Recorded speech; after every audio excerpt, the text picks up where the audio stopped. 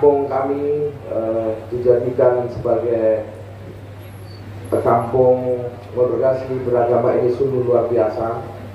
Dengan demikian saya secara pribadi atau secara kedinasan Kapolres Rembang, kami terpanggil untuk melaksanakan koordinasi, yaitu melonsing bahwa desa kami dijadikan desa moderasi beragama. Ini merupakan anugerah yang luar biasa, bahwa ini jarang didapatkan oleh desa-desa yang lain.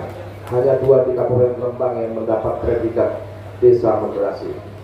Dari kecil saya juga, mohon maaf, orang tua saya sudah meninggal ketika saya kelas SMP, kelas 3 bapak saya meninggal, dan saya diasuh oleh seorang janda dengan 6 anak.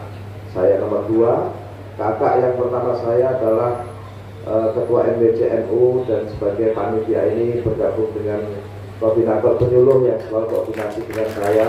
Kebetulan beliau, Pak koordinator penyuluh, sering mengisi di sholat Jumat sebagai imam dan sebagai khotib. Jadi kami koordinasi ketika Desa Silopuro dinobatkan sebagai kampung moderasi, maka kegiatan acara ini harus kita laksanakan. Ini sebagai sejarah, dan kemudian kapan lagi kalau kita nggak melaksanakan acara demikian dan mengundang para Forkopimda termasuk Pak Bupati dan mengenalkan kampung kami, Pak, kampung kami aman terkendali, apalagi ada Pak Kapolres.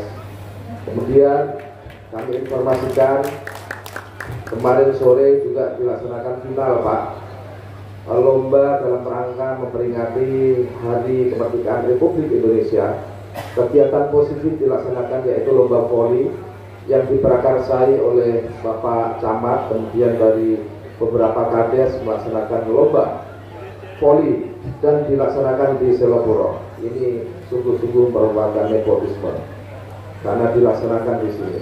Sebetulnya bukan nepotisme, Pak, mengharapkan hadiah juga dari Pak Kapolres. Jadi kemarin kita support, alhamdulillah kita support hadiah dan peralatan Pak Voli.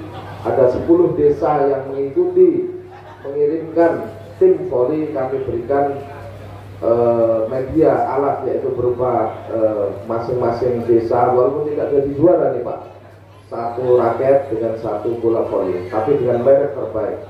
Kenapa itu kami lakukan? Karena kami mengingat pada saat kami masih muda, Pak, kita latihan voli, netnya pun sobek-sobek, kadang kita jahit sendiri, belinya second, bolanya juga kita beli second, yang kita jahit juga, Pak. Jadi ketika habis disemes, pesemes terkuat itu, Pak, bolanya bisa agak meletot sedikit. Ini tertanam di diri saya ketika saya ingin menyumbangkan suatu alat olahraga. Saya bilang oleh anggota saya kepada yang cari merek terbaik. Kalau ada gol, cari di atas gol, dapatnya super gol. Nah, tepuk tangan ini. Jadi antara kita kalau main voli, Pak, ketika kita pakai bola yang biasa panas, tangan ini cepat, tapi kalau yang empuk enak banget, Pak. Nah, itu yang menginspirasi saya sehingga aman, terkendali, sehingga itu yang kami harapkan, bahwa kegiatan anak-anak muda, dan mohon maaf Pak Bupati, secara kegiatan-kegiatan pertemuan juga saya sampaikan kepada para kades dalam rangka memperingati Hari Kemerdekaan RI, seyogyanya diberikan kegiatan-kegiatan positif. Tidak hanya itu, kegiatan sehari-hari, marilah kita memperhatikan tokoh-tokoh muda, anak-anak muda kita diperhatikan dengan kegiatan-kegiatan positif agar tidak terjerumus terhadap perilaku-perilaku menyimpang atau perilaku devian. Kalau anak-anak kita, generasi muda, sudah menjurus kepada perilaku-perilaku menyimpang, diantaranya adalah apa? 1, anak muda kita sudah mengenal minuman keras, sudah mengenal apa yang namanya adalah pelanggaran terhadap kesusilaan, kemudian pelanggaran terhadap pencurian, pelanggaran-pelanggaran yang lain.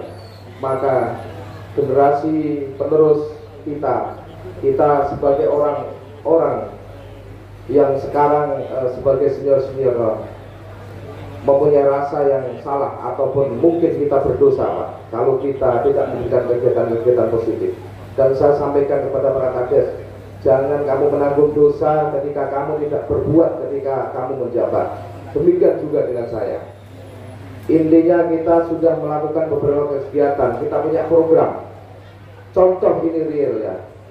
Pada saat kita menangani perkara ya penganiayaan yang mengakibatkan salah satunya adalah korban meninggal dunia di daerah Keranggan. 12 orang pelaku menghajar 3 orang, yang dihajar anak-anak umur 15 tahun. Akhirnya salah satunya meninggal dunia. Diseret, apabila itu ada videonya oleh warga, video diviralkan, mungkin Kapolres Rembang akan tenar, diwawancari dan dihujat seluruh Indonesia. Kenapa bisa terjadi di Kabupaten Rembang? Alhamdulillah itu tidak masuk media, tetapi penanganan kita cepat. Ke-12 pelaku bisa kita ringkus Pak. 1 lusin pelaku dalam waktu 1 minggu kita tangkap. Nah, yang menjadikan PR bagi kita yaitu ketiga korban ini sebetulnya adalah mereka melakukan perbuatan menyimpang sehingga dia dihajar. 1 pasal adalah dilakukan oleh ber-12 orang ya, cuman dari motif kenapa 3 orang ini dianiaya kemudian salah satu meninggal itu adalah karena 3 orang ini mempunyai perilaku menyimpang, yaitu sudah berhubungan dengan apa yang dinamakan pelecehan ini. Selamat datang Pak Dandim Kakanda yang berhormat. Perilaku menyimpang yang dilakukan oleh 3 korban itu adalah yang bersangkutan itu sempat kami amankan chat-chat di WA yang bersangkutan bahwa mereka sedang membicarakan tentang pemerkosaan atau persetubuhan terhadap wanita. Bahkan ini adalah mau korban yang kedua dengan mengancam dan sebagainya. Kita bicara demikian karena ketiga handphone korban ini bisa kita amankan, kita buka cat-cat WA-nya, ternyata berbicaranya tentang hal-hal yang sungguh kita kaget Pak. Umur 15 tahun sudah bicara tentang pemerkosaan atau menyetubuhi orang. Ini PR bagi kita. Kalau anak-anak, ulangi lagi, setelah ya berangkat dari rumah, tujuannya pun tujuan yang jalur-jalur bukan jalur halal, yaitu jalur-jalur maksiat. 3 orang ini dari Sedan mau ke Sluke, mau nonton dangdut. Di tengah jalan dihajar 12 orang, dihajar, 2 luka-luka, yang 1 meninggal dunia. Anak umur 15 tahun. Kenapa dihajar? Karena dia memerkosa adiknya. Diancam, dan ancamannya ada di dalam handphone. Maka ini salah siapa? Kalau dikatakan salah mereka, kita yang salah. Maka mohon izin Bapak Bupati dan segenap para pejabat yang berkompeten, mari kita melakukan apa yang bisa kita lakukan semaksimal mungkin bisa kita lakukan. Paling tidak itu adalah wujud kita berbakti pada Tuhan kita. Kita berbuat, kalau itu tidak kita lakukan, itu dosa bagi kita. Kemudian pembegalan Pak, ada berita-berita pembegalan di mana-mana, bisa kita ungkap ternyata 10 tempat kejadian perkara. Pelakunya orang Rembang yang sudah hijrah ke Jawa Timur. 3 orang pelaku, penadahnya orang Jawa Timur, pelaku pemetiknya adalah orang Rembang yang hijrah ke Lamongan dan tinggalnya di Surabaya. Kejadian di Jolotundo, di Karangturi, kejadian di Dasun sudah kita ungkap. Motornya pun bisa kita temukan, tapi mohon maaf yang Dasun belum kita temukan karena masih ada salah satu DPO yang membawa motor. Itu sedang kita cari. Kami mohon doanya supaya bisa terungkap. Saya ingin menyampaikan kepada bapak dan ibu-ibu, bagaimana tidak di pasar itu sepeda motor kuncinya ditinggalin saja, dia yang bersangkutan pergi masuk ke pasar, maka hilang. Itu namanya adalah calon korban yang memberikan kesempatan. Seperti saya, ini juga calon korban. Ketika handphone saya tinggalkan di mobil, saya tinggalkan di kantor Pak Dandim. Saya calon korban, calon hilang yang memberikan kesempatan. Ini harta benda kita. Tentunya kita harus menjadi penjaga bagi diri kita sendiri.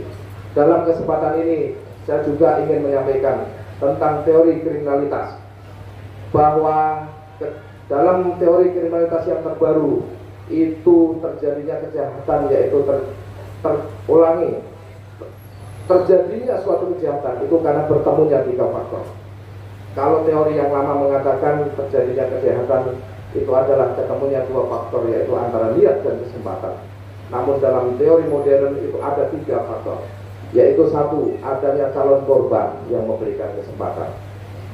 Apabila saya, kemudian ibu-ibu, bapak-bapak, ini semuanya sebetulnya calon korban. Pak Bupati pun sebetulnya calon korban. Bagaimana beliau naik motor atau naik mobil atau main bulu tangkis tadi malam seperti sama saya, tetapi beliau habis sampai main bulu tangkis, nyetir mobil katakanlah atau di ini membuka pintu tanpa melihat kanan kiri, ada orang misalkan bisa kebuka, orang itu jatuh. Kita semua calon korban, tapi janganlah memberikan kesempatan. Yang kedua adalah adanya calon pelaku yang mempunyai niat. Keluar dari rumah, dia nggak punya rokok, keluar, mau ke masjid cari sandal yang paling bagus, kita jual, beli rokok. Ini calon pelaku yang mempunyai niat. Kemudian yang ketiga adalah ketiadaan penjaga. Jadi saya ulang, 3 faktor itu diantaranya adalah 1, adanya calon korban yang memberikan kesempatan. Yang kedua adalah adanya calon pelaku yang mempunyai niat. Yang ketiga adalah ketiadaan penjaga. Ketiadaan penjaga, Pak, bukan ketiadaan polisi di teori itu.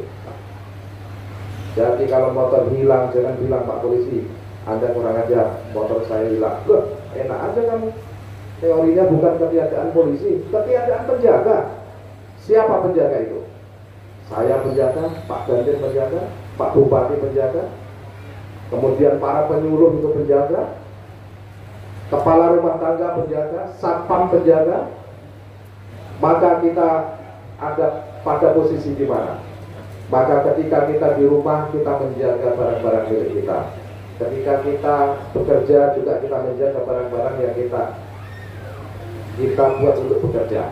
Maka penjaga itu banyak, termasuk Bapak penyuluh, kemudian termasuk Bapak Kades, termasuk siapapun adalah penjaga. Maka supaya tidak terjadi kejahatan, kita putus salah satu rantai atau beberapa rantai kita putus. Maka Polres Rembang yang mempunyai slogan polisi ngaji, polisi nyantri, dari personil Polres Rembang pun kami putus salah satu rantainya, yaitu jangan sampai menjadi calon pelaku yang mempunyai niat. Artinya apa?